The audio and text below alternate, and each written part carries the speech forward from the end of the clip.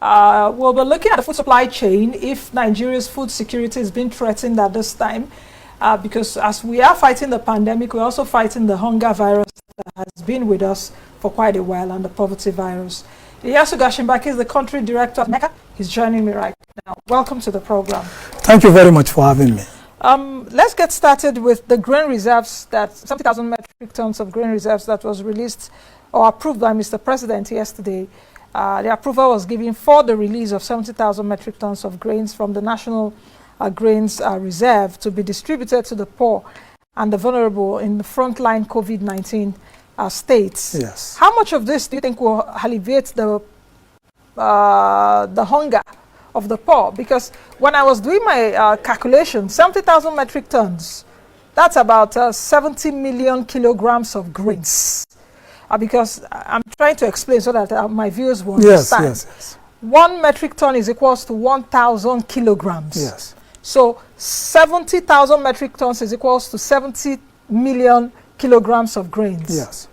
How much of that will alleviate poverty? It's like you bring in 50 kg bag of rice, 20 of it is 1,000 kg. Yes. So do the mathematics. I'm just trying to, so that our viewers would understand. How much of that will alleviate the suffering at this time? Yes, I think, let me start by commending the federal government for whatever they have done so far. I think best effort has been shown, and we can see clear intentions. And in addition to that, I think even the response from the subnational governments have been very robust. More importantly, the private sector coalition. I think I'm personally extremely pleased by what they are doing, and thumbs up to the group. And I call on all the private sector players, let us all join hands to make sure that we support the government at this point. Now, the issue of whether Nigeria is food secured or not, it's been there because you see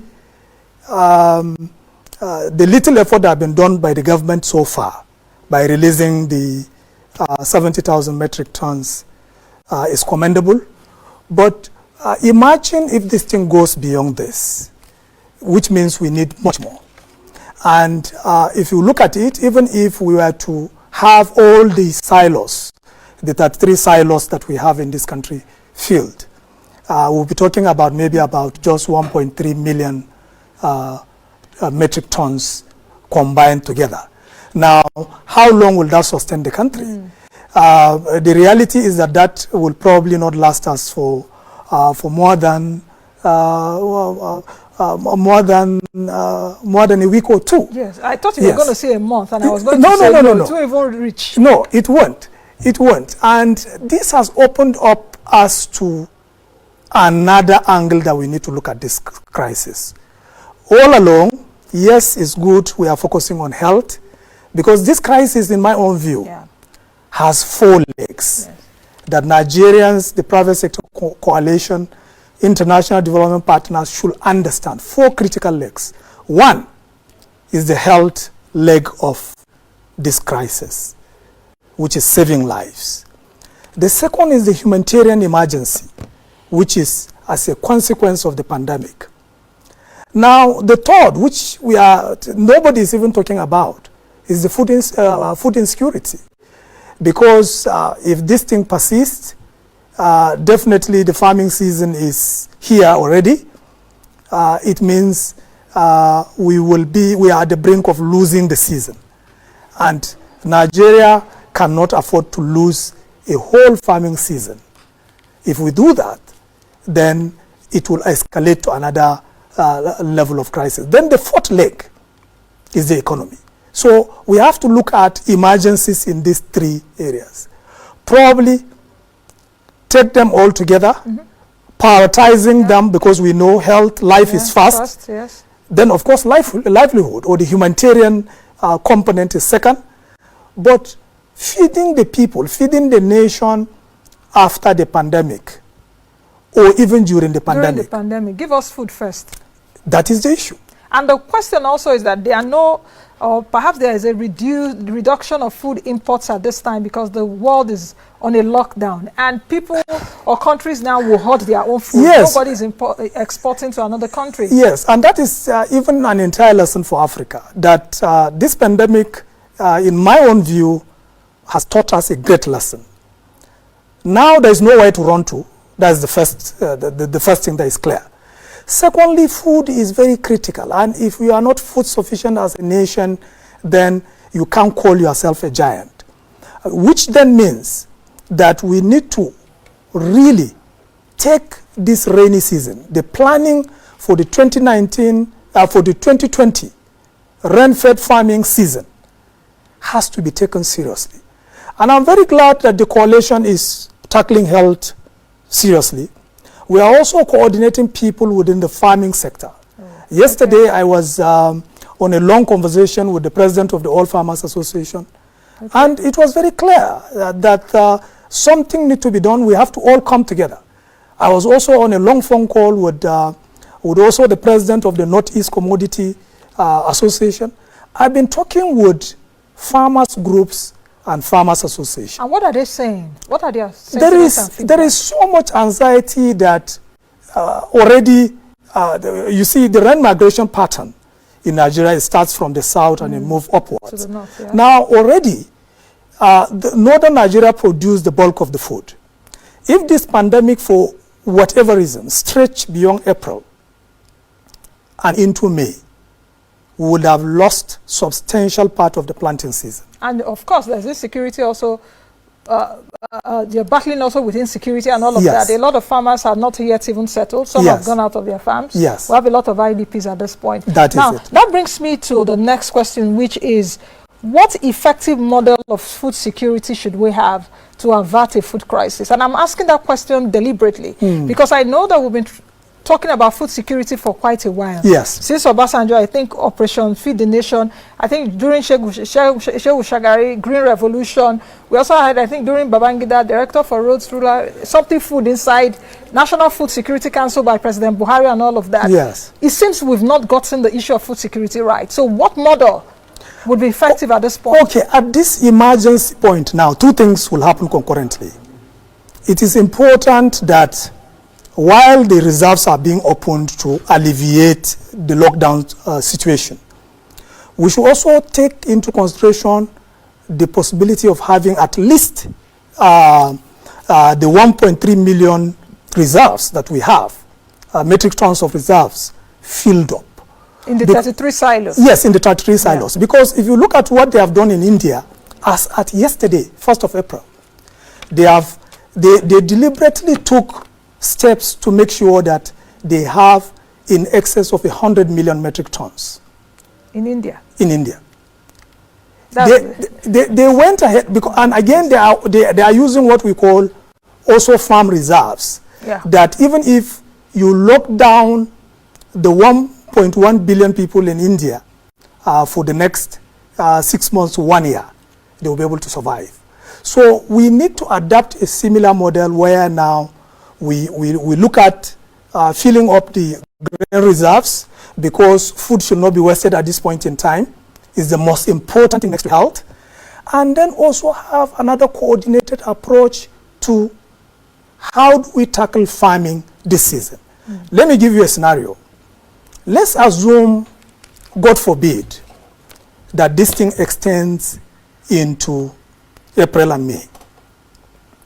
Typically, the farming season is threatened for 2020. And then you have a population that is 70% agrarian. Now, what will happen after that will be an outbreak after the pandemic. There will be starvation. So what we need to do as a nation is to also now come with an emergency plan for agriculture, that with or without this pandemic assuaging, we should have our own critical emergency plan on how do we take advantage of going to farm this year. Now, the question also would be across the three strata of government, which is federal, states, and local government. And I know even in the food or the grain reserves, the three have roles to play. Yes. I think the local government about 85%, state 10%, and I think federal government 5%. So answer that as in how these tiers of government should respond to that. Then the B part of the question is, yes, the 33 silos we have across the country, are they filled up? You said definitely they are not filled up. Then do we need more? And what is the criteria if we need more? Because I also know, looking at even the rundown we put down a list of the silos. Yes. You see that some silos are established where food is not cultivated. It's just a matter on a political basis. Well, we need to continue that. Location in terms of the logistics is very key because it's for emergency. So it's not necessarily located because of production. But there are cities close to where production happens. Yes. So the whole idea is that I think the spread is okay. However,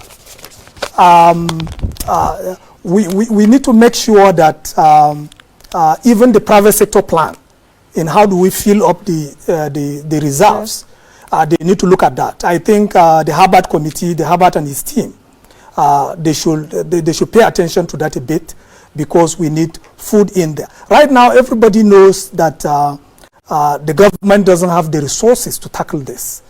And therefore, we need to put our hands together to see that the silos are filled up to make sure that it sees us through this emergency. Typically, by the FAO recommendation, we should have 150 to 200 kilograms of food as in the strategic reserve per person. Okay. So if you are looking at that, you are looking at almost maybe about 75 million if you take the lower base of 15 or 150 kilogram. You are looking at a population of 200 million. We are looking at a minimum reserve of 7.5 metric tons of grains, at least, to see us through for the first 3 months. What is the role of Federal Ministry of Agriculture right now, and also agricultural policy? Because I know there is a Department of Strategic Grain Reserves, yes, I think, at the Federal Ministry of Agriculture. Just quickly before we go. Yeah, I think at this point, like I said, food is key, and the filling up of this reserve is what is very important. We are aware that 18 out of the 33 has been concessioned. So we have to make sure that all of them now are working. That is first. All of them, all the 33 should work. And in addition to all the 33 being in a functional state, we should also, because you see, if you talk about government now or policy or whatever at this stage, it's an emergency.